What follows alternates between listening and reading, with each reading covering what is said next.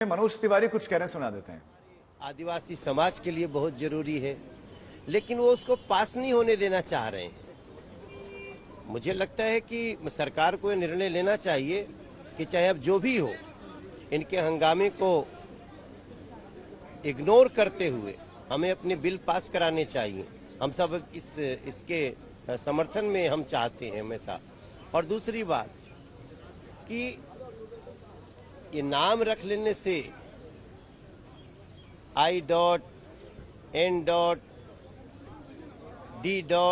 ऐसे तो इंडिया शब्द अपने नाम में जोड़ लेने से ये तो पता चलता है ना कि आपको यूपीए से क्यों नफरत हो गई, आपको अपने नाम कांग्रेस से क्यों नफरत हो गई। तो ये सारी चीजें हैं, चूंकि ये मणिपुर पे इनको बात करनी नहीं है, राजस्थान पे बात करनी नहीं है, छुपाना है।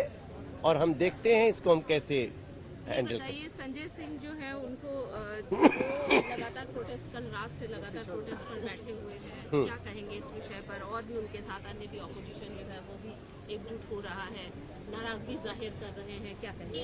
ये उच्च सदन में जरूर पहुंच गए हैं, लेकिन इनका जो मूल स्वभाव है वो बहुत जैसे एक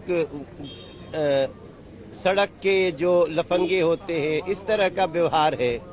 मैं समझता हूं कि जो उच्च सदन में जाए ना, तो उसको जरा अपने व्यवहार को देखना चाहिए और जाकर के मीडिया रिपोर्ट्स को, उनके व्यवहार को, वीडियोस को ध्यान में रखना चाहिए और संसदीय जो मर्यादाएं हैं उसका पालन करना चाहिए।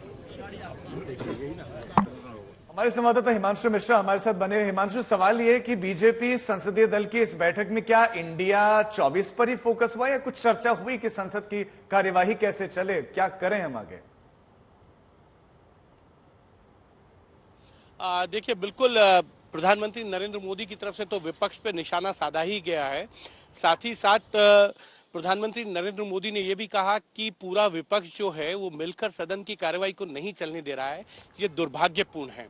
और प्रधानमंत्री नरेंद्र मोदी ने अपने सभी सांसदों को कहा कि अपने अपने क्षेत्रों में जाएं, 15 अगस्त को सभी घरों पे तिरंगा लगाएं। लेकिन एक चीज और है कि 12 बजे लोकसभा स्पीकर ने ऑल पार्टी मीटिंग बुलाई है, जिसमें सभी दलों के फ्लोर लीडर्स रहेंगे कि किसी तरीके से इस गतिरोध को जो है वो खत्म किया जाए और संसद की कार्यवाही जो है वो चल सके। और यही कारण है कि दोनों ही तरीके से कोशिश की जा रही है। लेकिन दूसरी तरफ विपक्ष जो है वो अविश्वास प्रस्ताव लेके आना चाहता है और वो चर्चा चाहता है मणिपुर पे। तो अविश्वास प्रस्ताव के लिए क्या सरकार तैयार होगी, क्या स्पीकर इसकी अनुमति देंगे, ये जो है स्पीकर के विवेकाधिकार पर तय करता है।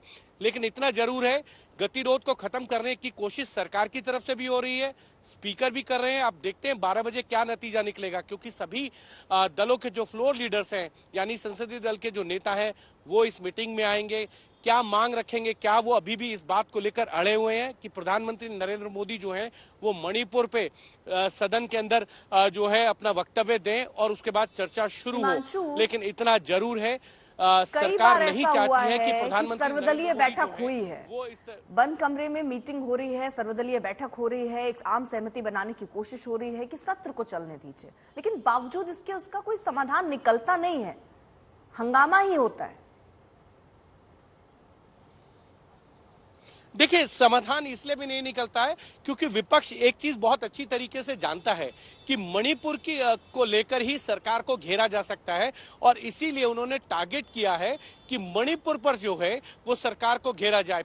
उनका ये कहना है कि अगर प्रधानमंत्री नरेंद्र मोदी जो है वो संसद के परिसर में आके मणिपुर पे वक्तव्य दे सकते हैं तो फिर सदन में क्यों नहीं दे सकते।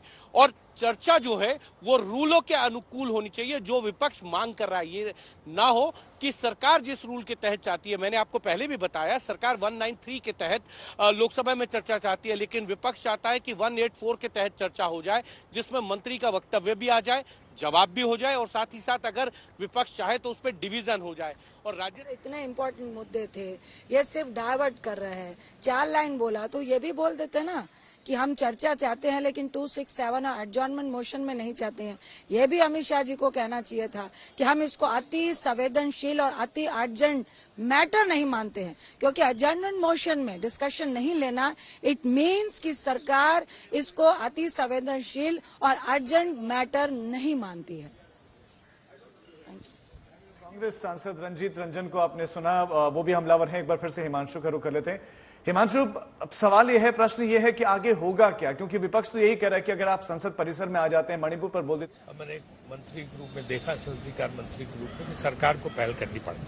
हम जाते थे जेटली जी के पास, सुषमा स्वराज जी के पास, उनसे रास्ता निकाल के उनसे बात करते थे, उनकी बात सुनते थे, पर उनके कहने के अनुसार हम जो है कोई समझौता करते थे, कदम रखते थे, तब संसद चलती थी।